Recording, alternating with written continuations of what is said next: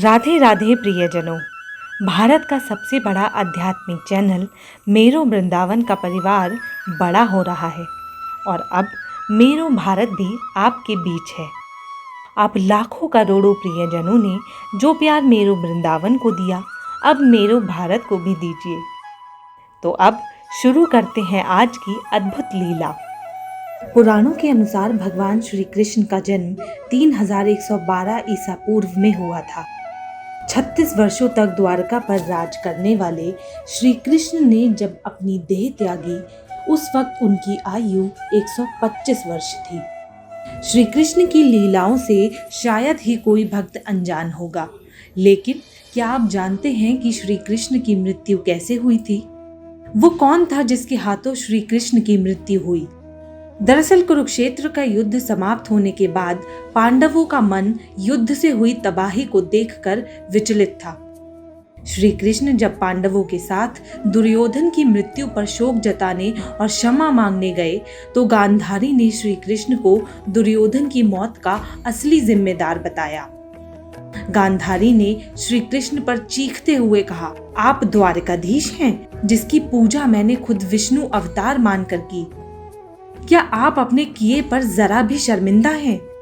आप चाहते तो अपनी दिव्य शक्तियों से इस युद्ध को टाल सकते थे। बेटे की मौत पर आंसू बहाने वाली एक माँ का दुख तुम खुद अपनी माँ देवकी से जाकर पूछो, जिसने अपने 7 बच्चों को अपनी आंखों के आगे मरते देखा। इसके बाद गांधारी ने कृष्ण को श्राप देते हुए कहा, यदि भगवान विष्णु के प्रति मेरी आस्था सच्ची रही है, तो आज से ठीक 36 वर्ष बाद तुम भी इसी धरती पर जीवित नहीं रहोगे। द्वारका तबाह हो जाएगा और यादव वंश का हर इंसान एक दूसरे का खून का प्यासा हो जाएगा।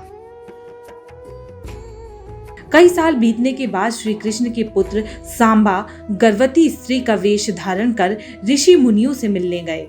ये देखकर ऋषि भड़क गए और उन्होंने सांबा को श्राप दिया कि तुम एक ऐसे लोहे के तीर को जन्म दोगे जो तुम्हारे कुल साम्राज्य का सर्वनाश कर देगा। इससे सांबा बहुत डर गए और उन्होंने इस पूरी घटना के बारे में उग्रसेन को बताया। सांबा को इस श्राप से बचाने के लिए उग्रसेन ने कहा कि वो एक तीर का चूर्ण बनाकर उसी प्रभास नदी में प्रवाहित कर दें। ऐसा करने से वो श्राप मुक्त हो जाएगा। जिस इलाके में इस चूर्ण को जमा किया गया था, वहां एक खास प्रकार की घास उग गई। ये देखकर उग्रसेन ने कहा कि यादव राज्य में किसी भी प्रकार के नशीले पदार्थों का उत्पादन और वितरण नहीं किया जाएगा। इसके बाद द्वारका में कुछ बेहद अशुभ संकेत देखे गए, जिसमें सुदर्शन चक्र, श्री कृष्ण का शंख, उनका रथ और बलराम के हल का अदृश्य होना शामिल है। द्वारका में अपराध और पाप बढ़ने लगे थे।